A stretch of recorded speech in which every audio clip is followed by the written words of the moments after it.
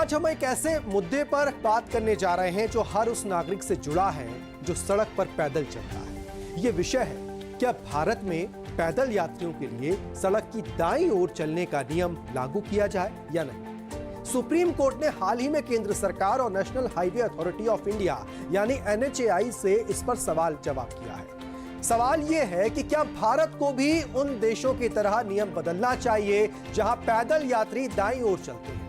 दरअसल यह मामला शुरू हुआ जब जबलपुर निवासी ज्ञान प्रकाश ने सुप्रीम कोर्ट में एक याचिका दायर की। जनहित याचिका थी। उनका तर्क था कि भारत में पैदल यात्रियों को बाईं ओर चलने की सलाह दी जाती है, जिससे वे पीछे से आने वाले वाहनों को नहीं देख पाते। इससे दुर्घटनाओं की आशंका बढ़ जाती है। उन्होंने आंकड़ों के साथ बताया कि वर्ष 2022 में भारत में हुए 50,000 सड़क हादसों में से 18,000 मौतें पैदल यात्रियों की हुई हैं, यानी कुल मौतों का 36%। याचिकाकर्ता ज्ञान प्रकाश का कहना है कि अगर पैदल यात्री सड़क की दाईं ओर चले तो उन्हें सामने से आते हुए वाहन दिखेंगे और वे समय रहते सतर्क हो सकते हैं। इससे हादसों की संख्या में कमी आ सकती है।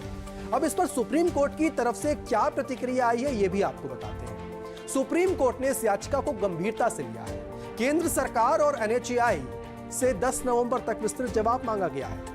कोर्ट ने यह भी याद दिलाया कि उसने 21 मई 2025 को अतिक्रमण हटाने और ट्रैफिक नियम के निर्देश दिए थे, जिनका अब तक सही क्रियान्वयन नहीं हुआ है। दरअसल ये सवाल सिर्फ एक नियम बदलने का नहीं है, बल्कि ये पूरे देश में पैदल यात्रियों की सुरक्षा से जुड़ा है। क्या हम एक ऐसा बदलाव कर सकते हैं जिससे हजारों जानें बचाई जा सके। भारत में वाहन और पैदल यात्री दोनों को बाईं ओर चलने की सलाह दी जाती है।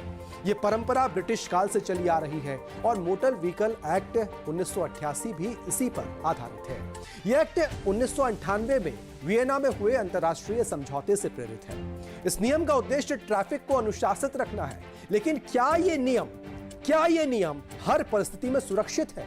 इस पर विशेषज्ञों का मानना है कि बाईं ओर चलने से पैदल यात्री पीछे से आने वाले वाहनों को नहीं देख पाते, जिससे दुर्घटनाओं की आशंका बनी रहती है। आपको यह भी जानना जरूरी है कि दाईं ओर चलने के फायदे आखिर क्या हैं। दाईं ओर चलने से पैदल यात्री सामने से आते वाहनों को देख सकते हैं। इससे उन्हें समय रहते सतर्क होने का मौका मिलता है। खासकर ग्रामीण इलाकों, हाईवे और उन जगहों पर जहां फुटपाथ नहीं है, वहां यह नियम ज्यादा प्रभावी हो सकता है। दुनिया के कई देशों में यही नियम लागू है। अमेरिका, फ्रांस, जर्मनी, रूस और चीन जैसे देशों में पैदल यात्री सड़क की दाईं ओर चलते हैं। वहीं ब्रिटेन, जापान और ऑस्ट्रेलिया में लोग बाईं ओर चलते हैं। यानी ये नियम देश की ट्रैफिक व्यवस्था और सड़क संरचना पर निर्भर करता है। भारत में सड़क हादसों की संख्या चिंताजनक है। हर साल हजारों लोग सड़क दुर्घटनाओं में जान गंवाते हैं। इनमें बड़ी संख्या पैदल यात्रियों की होती है।